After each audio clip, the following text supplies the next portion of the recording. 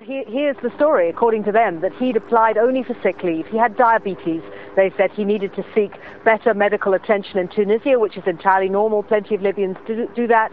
And off he went to Libya. He was a frail old man. They said he had heart problems as well. He was really feeling the strain of events. And while he was in Tunisia, he made a decision without consulting anyone in Tripoli to take himself off to the United Kingdom, which was a complete surprise. But that didn't matter, they said, because the way Libya is run, it's a country where everyone participates in government. Here there are millions of other people who could step up to the mark and replace him. So yes, it's sad he's gone. They hope he gets better soon. If he wants to come back, that's fine. But of no consequence. We can fix it. Someone else can do the job. It's not a big deal. And Anita, what light, if any, are you able to shed on these as yet unconfirmed reports that another minister in the government may be missing from Tripoli? Well, it's not just one minister. Late last night, and we brought it to you late last night, we got word from sources outside of Tripoli that in fact there were at least 4 senior figures from the Gaddafi administration who were perhaps in Tunisia or certainly outside the country and not intending to go home.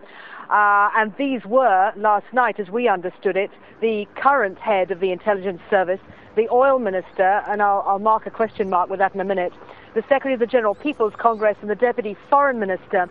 Now in that press conference today, we raised those with Musa Ibrahim, and what he said was, well, as far as he was concerned, they're all still in Tripoli, but of course, these are men who travel backwards and forwards overseas all the time on business, and if they'd left in the last few hours, that would come as a complete surprise to him. It was then pointed out to him that, in fact, the Deputy Foreign Minister, a gentleman called Mr. Al-Obeidi, had actually gone with Moussa Koussa on his Tunisia trip, which, of course, was a health trip and not a foreign ministry trip, and had he come back? And there wasn't an answer to that.